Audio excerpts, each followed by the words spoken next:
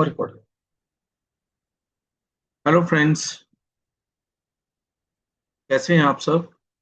आइए आज एक इम्पॉर्टेंट रिसर्च के टॉपिक पे बात करते हैं।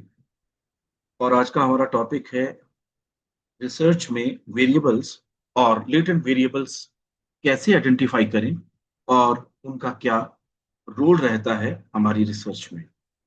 तो इसके लिए आइए मैं आप शुरू करता हूं इस प्रेजेंटेशन को। और ये मेरी प्रेजेंटेशन है जिसको मैं शुरू करने वाला हूं। आप ये समझ के चलिए कि वेरिएबल्स और लेटेंट वेरिएबल्स हमारी रिसर्च के एक इम्पॉर्टेंट कंपोनेंट्स होते हैं। कोई भी रिसर्च वेरिएबल्स के बिना कंप्लीट नहीं होती। हमारे वेरिएबल्स ही हैं जिनके रिलेशनशिप को, जिनके आपस के कांटेक्ट को, आपस के रिलेशन को, आपस के इफेक्ट को हम लोग हाइपोथेसिस के द्वारा टेस्ट करते हैं। तो ये हमारे वेरिएबल्स और लेटेंट वेरिएबल्स रिसर्च में बहुत इंपॉर्टेंट रोल प्ले करते हैं। आइए इनको थोड़ा आइडेंटिफाइड करने की कोशिश करें। ये वेरिएबल क्या है और इनको कैसे अपनी रिसर्च में यूज किया जाता है। तो आप समझने की कोशिश करिए कि जो वेरिएबल्स हैं ये कोई भी करेक्टरिस्टिक्स या एट्रीब्यूट्स या फैक्टर जो वेरिएशन में होते हैं, जिनके अंदर वेरिएशन होती है, उन्हें हम वेरिएबल कहते हैं। ठीक है। और ये हमें मेजर करने पड़ते हैं, ऑब्जर्व करने पड़ते हैं रिसर्च के अंदर। और इन्हीं वेरिएबल्स के रिलेशनशिप को जब हम एस्टेब्लिश करते हैं, इसे हम हाइपोथेसिस टेस्टिंग या कंक्लूजन ड्रॉन में इस्तेमाल करते हैं। तो अगर आप देखें, अगर मैं एग्जांपल के तौर पे एज, किसी की एज को मेजर कर रहा हूं या किसी के हाइट को मेजर कर रहा हूं, तो ये मेरे पास सीधे सीधे वेरिएबल्स हैं जिनके अंदर वेरिएशंस हैं, क्योंकि सबकी हाइट एक जैसी नहीं है।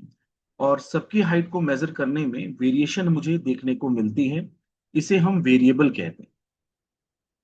और दूसरी चीज यहाँ पे है कि वेरिएबल दो तरह के आपके हो सकते हैं, जैसे इंडिपेंडेंट वेरिएबल और डिपेंडेंट वेरिएबल। इंडिपेंडेंट वेरिएबल्स वो फैक्टर्स होते हैं जो रिसर्च को मैनिपुलेट्स करते हैं या अपने इफेक्ट को किसी दूसरे वेरिएबल के ऊपर दिखाते हैं। एग्जाम्पल के तौर पे, जिस तरह से मैंने यहाँ पे एक एग्जाम्पल है कि study on how student hours affect exam performance. So in this study आप देख रहे हैं कि यहाँ पे जो स्टडी आवर्स हैं वो आपके इंडिपेंडेंट वेरिएबल के तौर पे काम कर रहा है। और डिपेंडेंट वेरिएबल यहाँ पे है कि उसके एग्जाम को किस तरह से अफेक्ट करते हैं। यानी कि हम ये समझ सकते हैं कि स्टूडेंट्स यदि कम आवर में पढ़ता है और यदि ज्यादा आवर में पढ़ता है, तो उसके एग्जाम के ऊपर, उसका एग्जाम अच्छा है, बहुत अच्छा है या एवरेज का है, ये उसके ऊपर इफेक्ट आना शुरू होता है। Outcomes being measured, which is expected to change due to independent variables। तो यहाँ पे हमारे आउटकम भी इंडिपेंडेंट वेरिएबल में जो वेरिएशंस हैं उसके द्वारा चेंज होते हैं। एग्जाम्पल के तौर पे, exam performance is the dependent variable because it depends on study hours. तो आप देख सकते हैं, क्योंकि जो स्टडी आवर्स हैं जितने हम उसको बढ़ा रहे हैं, उतना ही हमारी एग्जाम की परफॉर्मेंस के ऊपर इफेक्ट आ रहा है। ये आप इस चीज को बहुत अच्छे तरीके से यहाँ समझ सकते हैं कि जितना हम यहाँ पे एग्जाम की परफॉर्मेंस, यानी कि हम स्टडी के आवर्स को बढ़ाते हैं, उतना ही हमारा एग्जाम की परफॉर्मेंस के ऊपर इफेक्ट आता है। तो यहाँ पे किसका किसके ऊपर इफेक्ट पड़ता है, ये हमारा आईडीवी है और ये हमारा डीवी है, डिपेंडेंट वेरिएबल्स, आपस का रिलेशनशिप। तो हमेशा स्टडी में, रिसर्च में दो वेरिएबल्स का आपस में रिलेशनशिप, इफेक्ट, इम्पैक्ट, ये हम लोग हमेशा स्टडी करते हैं। चलिए आगे बात करते हैं कंट्रोल वेरिएबल्स की। ये कंट्रोल वेरिएबल्स क्या हैं और इनको कैसे करते हैं, ये हम बात करते हैं। और मैं इसको थोड़ा सा यहाँ से हटा देता हूँ। चलिए अब बात करते हैं कंट्रोल वेरिएबल्स की।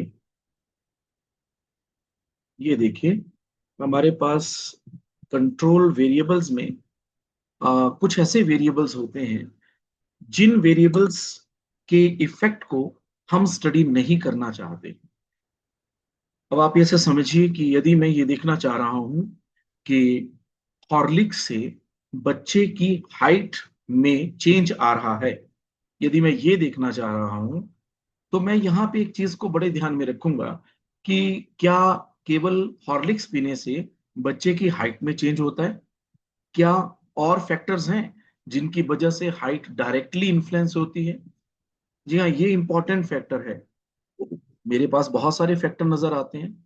मेरे पास कुछ फैक्टर्स नजर आते हैं जिन फैक्टर्स को मैं यहाँ हाईलाइट करना चाह रहा हूँ।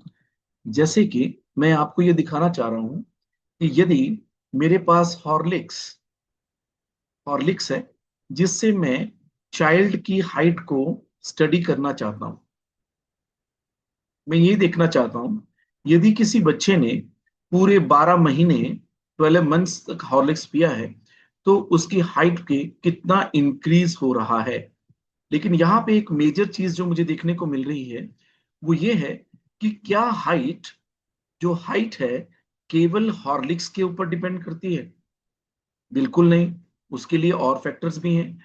जैसे पहला फैक्टर है एज, दूसरा फैक्टर है जेनेटिक्स, ये भी एक फैक्टर इंपॉर्टेंट है, एक्सरसाइज, चौथा फैक्टर है आपकी हेल्थ,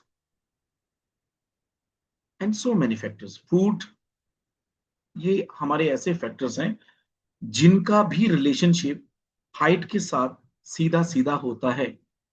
तो यहाँ पे मुझे तो इसमें स्टडी करना है हॉर्लिक्स का इफेक्ट। हॉर्लिक्स से चाइल्ड की हाइट में कितना चेंज आ रहा है 1 साल के अंदर।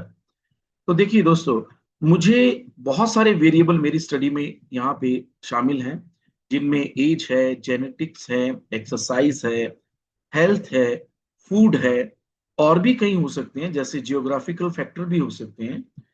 तो ये भी हमारे ऊपर इफेक्ट डालते हैं। तो इन केस में यदि मैं इन सारे वेरिएबल्स को स्टडी से आउट कर दूं, आउट फ्रॉम द स्टडी, और केवल हॉर्लिक्स को मेजर करूं, आप समझिए इस बात को, केवल मैं हॉर्लिक्स को मेजर करूं तो मुझे राइट में पता चल जाएगा कि चेंज इन हाइट में हॉर्लिक्स का क्या रोल है। आप इस चीज को आप समझिए।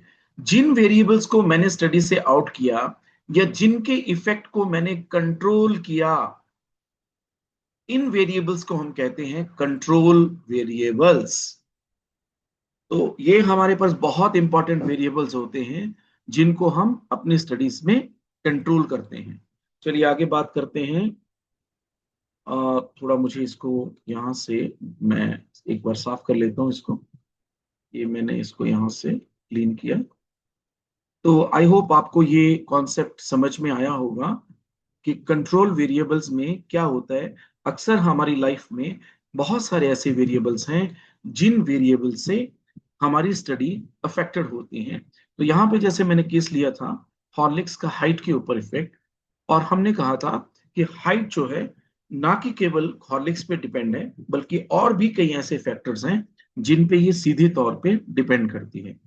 इन सभी वेरिएबल्स को हमने कंट्रोल किया और केवल हॉर्लिक्स के इफेक्ट को ही स्टडी किया, और उससे हमें पता चलता है कि कितना चेंजेस इसमें आता है। तो इसको हम कंट्रोल वेरिएबल या एक्सटर्नस वेरिएबल भी कह देते हैं। और ये variables other than the independent that may unintentionally affect the DV. अब जैसे हमने हाइट में केस में बात की, बहुत सारे वेरिएबल हैं जो हाइट को अफेक्ट कर रहे थे, वो हमको यहां से रिमूव करने हैं। जैसे एग्जांपल के तौर पे मैंने यहां दिया है स्लीप क्वालिटी में आल्सो इन्फ्लुएंस एग्जाम परफॉर्मेंस। अगर आपकी बहुत अच्छी नींद रहती है एग्जामिनेशन के दौरान तो आपकी जो मेमोरी है, आपकी जो माइंड की फ्रेशनेस है वो बहुत ज्यादा होती है, और वो परफॉर्मेंस के ऊपर पॉजिटिव इफेक्ट डालती है। अगर आप अच्छे से नहीं सो पाते हैं एग्जाम के टाइम पे तो ये आपकी परफॉर्मेंस को नेगेटिवली इन्फ्लुएंस करती है। तो ये इफेक्ट जानने के लिए हमें कुछ वेरिएबल्स को कंट्रोल करना होता है और सीधे तौर पे डिपेंडेंट वेरिएबल को मेजर करना। चलिए अब नेक्स्ट पे चलते हैं। हमारे पास नेक्स्ट वेरिएबल क्या है? हमारे पास नेक्स्ट वेरिएबल है ये वाला लेटेंट वेरिएबल्स। हमने अभी तक जो बात की है वो हमने बात की है वेरिएबल्स की। वेरिएबल्स वो होते हैं जो सीधे सीधे तौर पे मेजरमेंट में आ जाते हैं। जैसे यदि हमें किसी की एज का पता करना है तो सीधे तौर पे हम किसी के एज का डेट ऑफ बर्थ को देख करके उसकी एज कैलकुलेट कर सकते हैं। यदि हमें हाइट पता करनी है तो मेजरमेंट टूल से हम उसकी हाइट पता कर सकते हैं। लेकिन यहाँ पे सवाल आता है, अगर वेरिएबल्स के आगे लेटेंट वेरिएबल लिखा जाता है तो इसका क्या मतलब होता है? लेटेंट वेरिएबल का सीधा सीधा मतलब ये होता है ऐसे वेरिएबल जिनको सीधे तौर पे मेजर नहीं किया जा सकता। आप खाली और एक ही इंस्ट्रूमेंट से या एक ही तरीके से उसको मेजर नहीं कर सकते, और उनके लिए सीधा कोई इंस्ट्रूमेंट बना नहीं होता है। जैसे मैंने इसको पढ़ने की कोशिश करें, latent variable is a variable that cannot be directly observed और मेजर्ड। सीधे तौर पे आप नहीं कर सकते, but is inferred through measurable indicators. कोई ऐसी चीजें हैं, कुछ ऐसे सवाल हैं जिनके द्वारा हम इनका पता लगा सकते हैं। अब ये ऐसे कौन से वेरिएबल हैं जिनको हम लेटेंट वेरिएबल, या रिसर्च में इन वेरिएबल्स का एक और नाम दिया जाता है जिन्हें हम कहते हैं कॉन्स्ट्रक्ट्स। अक्सर लोग इसमें कंफ्यूज होते हैं, हमारे रिसर्चर कंफ्यूज होते हैं। कॉन्स्ट्रक्ट्स हमारे बहुत इंपॉर्टेंट होते हैं। अगर आप फैक्टर एनालिसिस करते हैं, कॉन्स्ट्रक्ट्स की बात होती है, और भी कई जगह पे बात होती है। तो अगर मैं ये कहूं कि एटीट्यूड्स, अगर मैं किसी का एटीट्यूड मेजर करने जाऊं, मोटिवेशन मेजर करूं, इंटेलिजेंस मेजर करूं, अब देखिए इन चीजों को मेजर करने के लिए मेरे पास सीधा सीधा कोई इंस्ट्रूमेंट अवेलेबल नहीं है। इनको मेजर करने के लिए मुझे नंबर ऑफ इंडिकेटर्स यहाँ पे यूज करने होंगे, ताकि ये जो मेरा कॉन्स्ट्रक्ट है या लेटेंट वेरिएबल है वो मेजर हो सके। चाहे वो एटीट्यूड है, मुझे यहाँ देखना होता है एटीट्यूड किन किन चीजों से मिलके बनता है, यही मुझे मेजर करना है ताकि मेरा एटीट्यूड यहाँ मेजर हो जाए।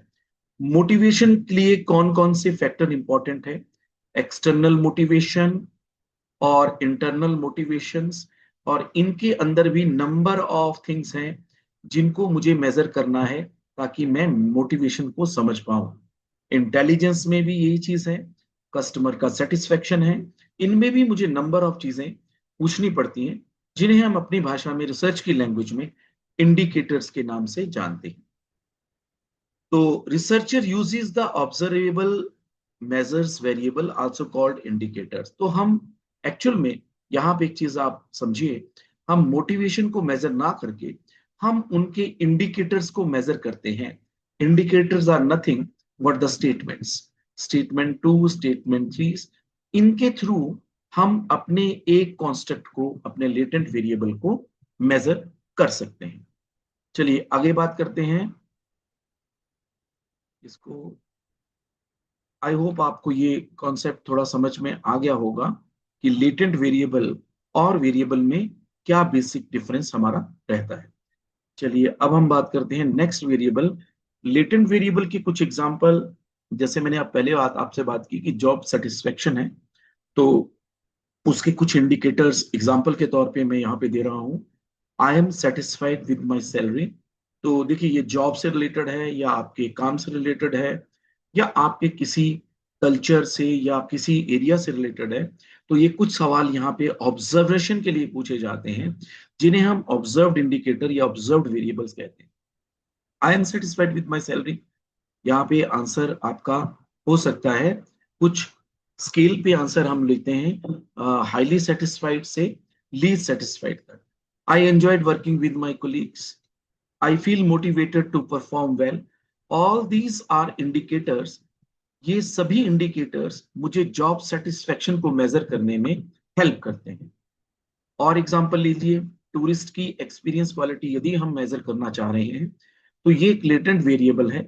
इसमें हम लोग उससे क्वेश्चन पूछ सकते हैं, उनसे सवाल पूछ सकते हैं कि हॉस्पिटलिटी ऑफ लोकल्स कैसी थी, सेटिस्फाइंग थी, लीस्ट सेटिस्फाइंग थी, डिससेटिस्फाइंग थी, या हाईली डिससेटिस्फाइंग थी। स्केल, हम स्केल का इस्तेमाल कर सकते हैं। क्लीनलीनेस ऑफ इन्वायरमेंट से आपको कैसा सेटिस्फेक्शन मिला या कैसा आपका एक्सपीरियंस रहा। अवेलेबिलिटी ऑफ कल्चर अट्रैक्शन से आपका एक्सपीरियंसेस क्या था, गुड था, हाईली सेटिस्फाइंग था। ये सारे इंडिकेटर्स यहाँ पे मुझे टूरिस्ट एक्सपीरियंस को मेजर करने में मदद करते हैं। एकेडमिक्स में यदि मैं मोटिवेशन की बात करूं, अगर मुझे ये पता करना हो, तो यहाँ पे मेरे पास बहुत सारी चीजें हैं, जैसे मैं number of hours spend studying कितना कर रहा है, willingness to attend the classes बच्चे की कैसी है, और असाइनमेंट में उसका इंटरेस्ट कितना है। ये सारे कुछ इंडिकेटर्स हैं जो सीधे सीधे स्टूडेंट्स के एकेडमिक मोटिवेशन को मेजर करते हैं। तो आप एक चीज को ध्यान से समझ लीजिए कि जो वेरिएबल्स हैं वो बिल्कुल सीधे तौर पे मेजर हो जाते हैं, जबकि लेटेंट वेरिएबल्स हमें इंडिकेटर के द्वारा मेजर करने होते हैं। और बेसिकली ये सोशल साइंसेज में बहुत बड़ा कॉन्सेप्ट है जिसको समझना बहुत जरूरी है। उसके बाद हम लास्ट में ये आपसे डिस्कस करेंगे कि वेरिएबल्स डायरेक्टली मेजर होते हैं, जैसे हम एज, एग्जाम का स्कोर, ये सीधे सीधे हम पूछ सकते हैं या इनका पता लगा सकते हैं। लेटेंट वेरिएबल को हम हिडन कांस्टेंट के नाम से भी जानते हैं। ये छुपे हुए होते हैं, इन्हें सीधे तौर पे मेजर नहीं किया जा सकता। इनमें हमें कुछ स्टेटमेंट्स, कुछ बातें लोगों से पूछ करके मालूम करनी पड़ती हैं, जिन्हें हम इंडिकेटर्स के नाम से जानते हैं। जैसे सेटिस्फेक्शन, नंबर ऑफ स्टेटमेंट पूछेंगे और सेटिस्फेक्शन को मेजर करेंगे। मोटिवेशन में नंबर ऑफ स्टेटमेंट पूछेंगे और इसे मेजर करेंगे। तो फ्रेंड्स, ये कुछ चीजें थी जो मैंने आपसे आज डिस्कस की। आई होप आपको सही लगी होंगी। यदि आपको पसंद आई हैं तो आप बने रहिएगा इस मेरे चैनल पे और मुझे सब्सक्राइब कर लीजिएगा। और हम आगे भी आपको अच्छी अच्छी वीडियो इसके ऊपर भेजते रहेंगे।